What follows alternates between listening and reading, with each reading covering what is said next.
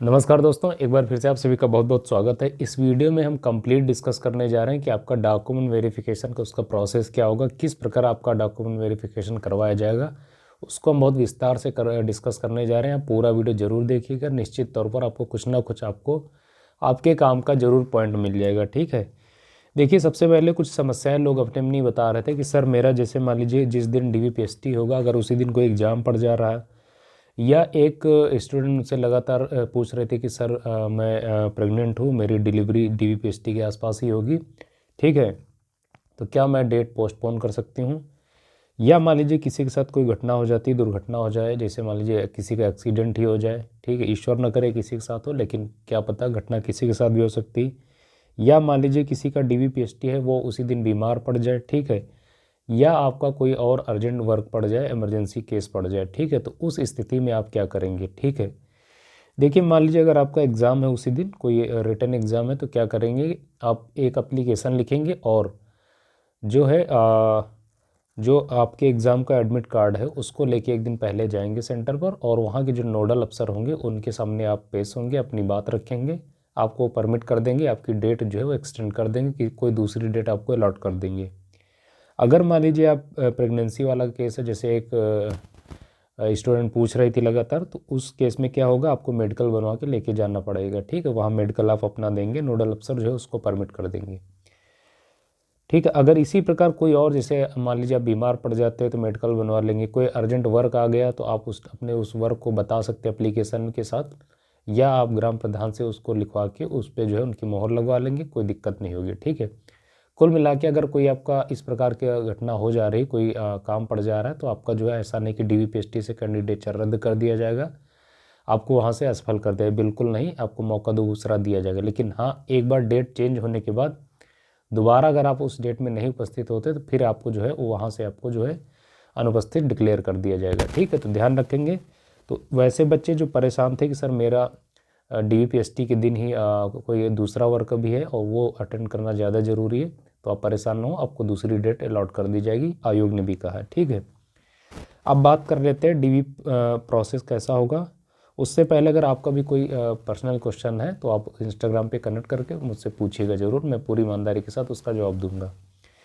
ठीक है, सबसे पहले आप क्या करेंगे, आप सेंटर पे जाएंगे। ठीक है, जब सेंटर पे पहुंचेंगे आप, तो आप अपनी जो ID कार्ड है, जैसे आधार कार्ड, इसको और अपने एडमिट कार्ड को लेके वहाँ आपको दिखाना होगा, जो वहाँ पर इन्विजिलेटर्स होंगे, उसको दिखाने के उपरांत आप वहाँ पर एंट्री पाएंगे। ठीक है, एंट्री होने के बाद वहाँ पर आप देखेंगे टेंट लगे होते हैं, बहुत सारे छोटे जगह पूरे मैदान में आप देखेंगे कई छोटे छोटे जो है टेंट लगे होते हैं, उन्हीं टेंट्स पर आपको टेंट में बैठा दिया जाता है। ठीक है, और एंट्री करने के बाद सबसे पहले ग्रुपिंग कर दी जाती है। ठीक, उसमें ग्रुपिंग में ये होता है कि बता दिया जाएगा कि इतने बच्चों का जो DVPST है उस टेंट वाले टेंट सेगमेंट में होगा, इतने बच्चों का उस वाले एरिया में होगा, उन सारी चीज़ों की नंबरिंग करी रहती है, तो उनमें आपको अलॉट कर दिया जाएगा, कोई दिक्कत नहीं होती है। ठीक है, ध्यान रखेंगे अगर आपको वहाँ कोई चीज़ नहीं मालूम है तो खुद से नहीं करना है, जो इंस्ट्रक्शंस आपको दिए जाएंगे, ठीक है, फॉर्म में जो फिलअप करवाया जा रहा है, अगर तो जो इन्विजिलेटर्स बताते हैं वही आप करेंगे, अपनी तरफ से आपको कुछ नहीं करना है, पहली बात। ठीक है, तो मान लीजिए आपकी ग्रुपिंग कर दी जाएगी। ठीक, उसके बाद क्या होगा, सबसे पहले आपका जो है थंब लिया जाता है, थंब एक्सप्रेशन लिया जाता है। क्यों? क्योंकि बहुत सारे लोग ऐसे होते हैं जो फ्रॉड टाइप के होते हैं, जो दूसरे की जगह पर आ जाते हैं, तो उनको इस यहाँ से सबसे पहले पकड़ लिया जाता है, इसी वजह से सबसे पहले आपका बायोमेट्रिक लिया जाएगा। ठीक है, ध्यान रखेंगे। आपका मान लीजिए थंब मैच हो जा रहा तो बहुत अच्छी बात, अगर मान लीजिए एक बार में नहीं मैच हो पा रहा, मिसमैच हो रहा, तो बहुत ज़्यादा पैनिक में आने की ज़रूरत नहीं, थोड़ा वेट कीजिएगा, कई बार वो आप कर लेते हैं। ठीक है, वो आपका मैच हो जाएगा। अगर आप जेन्युइन हैं, आप ही कैंडिडेट हैं, तो आपको तनाव लेने की ज़रूरत नहीं होगी। ठीक है, ध्यान रखेंगे।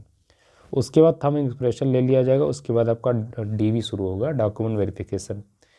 इसमें क्या होगा, मान लीजिए जिस ग्रुप में, जिस टेंट में आपका जो पैनल होगा वहाँ पर आपका होना है, वहाँ पर स्टाफ्स बैठे रहते हैं, कर्मचारी।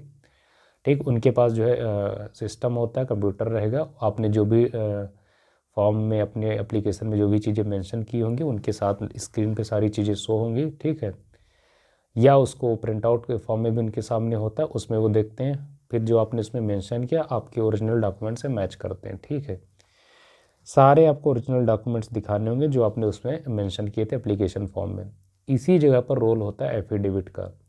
मान लीजिए किसी डॉक्यूमेंट में आपकी कोई त्रुटि है और वो पकड़ लेते हैं उसको, तो फिर आप क्या करेंगे, उसका आप एफिडेविट दिखाएंगे कि सर ये त्रुटि हुई थी, इस वजह से हमने ये एफिडेविट बनाया है, ठीक है, बनवाया है।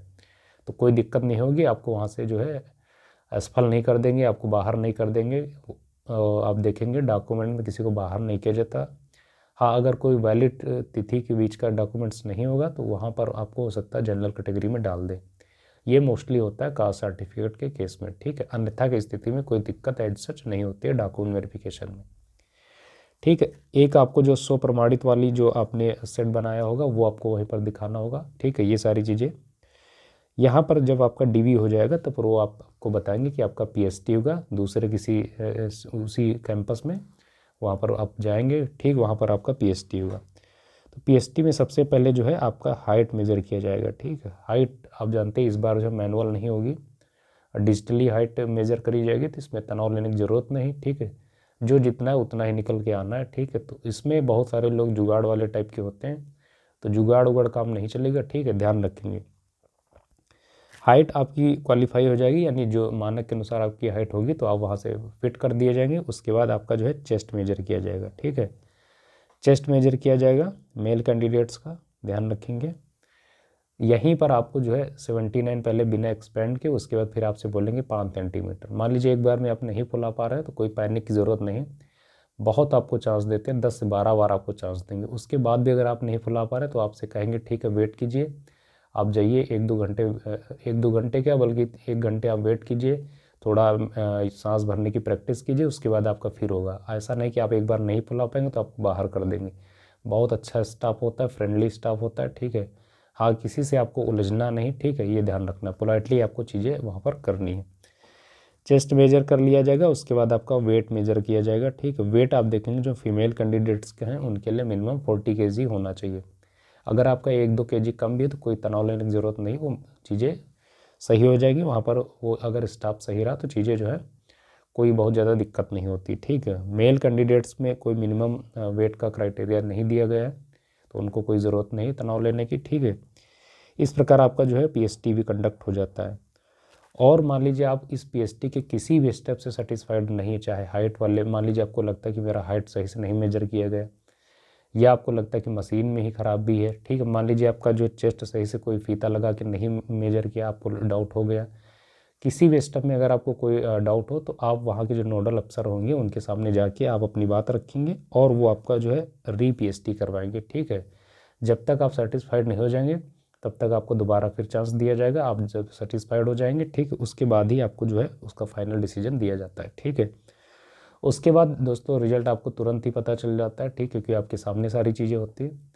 अगर आप कंफर्मेशन के लिए, बहुत सारे बच्चे वेट करते हैं और करना भी चाहिए, तो आप 2-3 जब जैसे ही DPST कंडक्ट हो जाता है उसके लगभग 2 से 3 घंटे और 2 ही घंटे में आप देखेंगे वो जो सफल कैंडिडेट्स की लिस्ट है वो चस्पा कर दी जाती है। उसमें आप अपना देख लेंगे, उसका फ़ोटो खींच लीजिएगा, वो आपके लिए रिकॉर्ड के तौर पे रहेगा, ठीक है। उसके बाद जब आप कंफर्म हो जाए कि हम DPST क्वालिफाई कर गए, आप चले आएंगे, वहाँ आपको बता दिया जाता है कि आपकी रनिंग के लिए आप जो है आयोग की साइट पर एडमिट कार्ड को लेके लगातार विजिट करते रहें, ठीक है। रनिंग की डेट डिक्लेयर कर दी जाएगी बहुत जल्दी। तो इस प्रकार आपका जो है DPST संपन्न करवा लिया जाता है, ठीक है। तो आपको कोई भी डाउट नहीं होगा, मैंने अच्छे से समझा दिया। अगर आपका अभी भी कोई डाउट है DPST से तो कमेंट बॉक्स में ज़रूर पूछिएगा, मैं उसका पूरी ईमानदारी के साथ जवाब देने का प्रयास करूँगा। वीडियो को यहीं पर समाप्त करते हैं, आप सबसे इजाज़त चाहते हैं। नमस्कार।